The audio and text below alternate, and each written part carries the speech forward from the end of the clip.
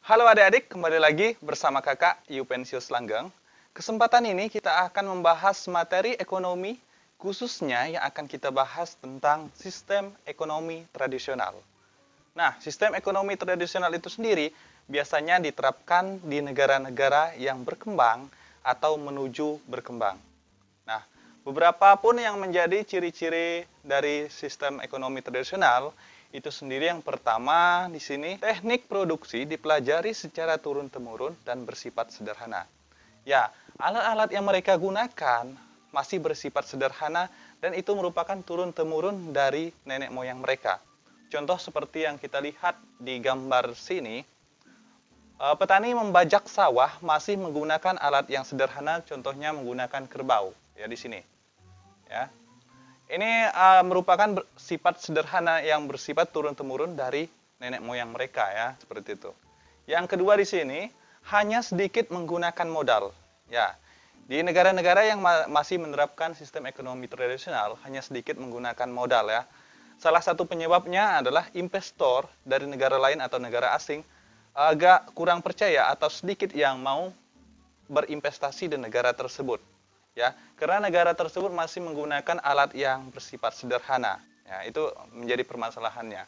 Oke ya. Yang ketiga di sini, pertukaran dengan sistem barter. Ya, negara yang masih menerapkan sistem ekonomi tradisional masih cenderung melakukan pertukaran dengan barter. Contohnya seperti ya, beras ditukarkan dengan singkong atau beras misalnya ditukarkan dengan buah tomat ya, seperti itu.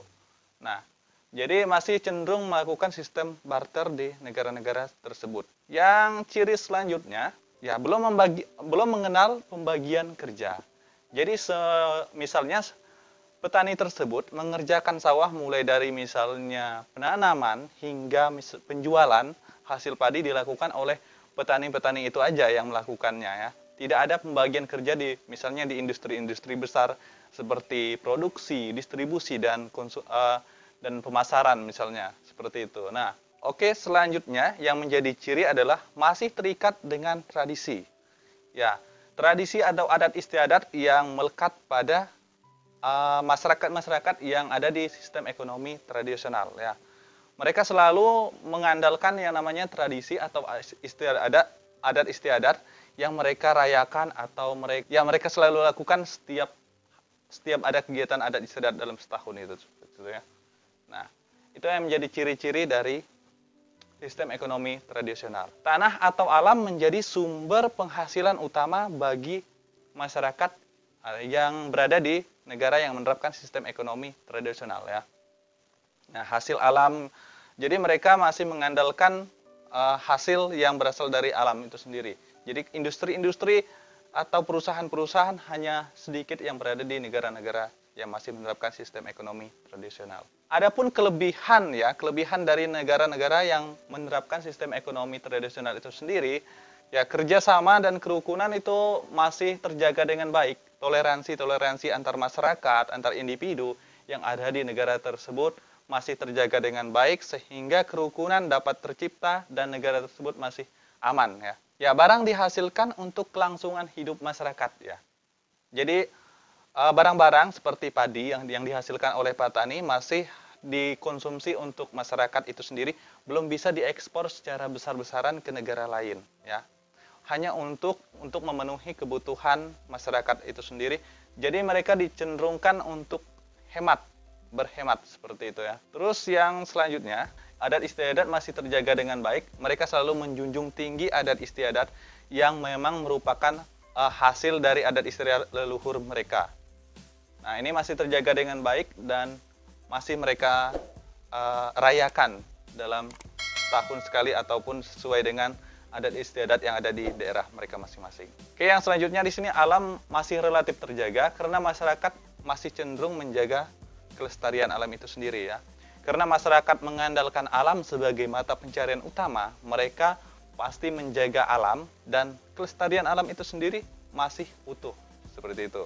Tetapi dari kelebihan itu sendiri ada kelemahannya ya di sini. Nah, kelemahan yang pertama di sini lebih rentan karena bergantung pada kondisi alam ya.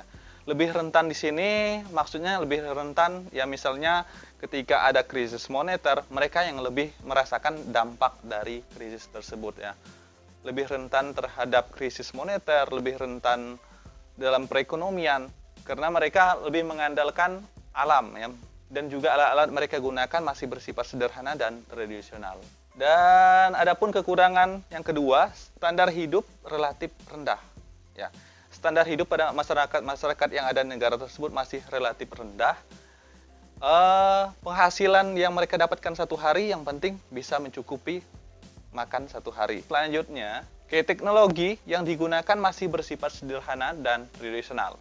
Contohnya tadi ya seperti petani ya membajak sawah masih menggunakan alat yang sederhana dan tradisional, menggunakan kerbau ataupun menggunakan cangkul. Belum, hanya sangat minim, sangat sedikit yang menggunakan teknologi yang lumayan canggih ya, negara-negara tersebut.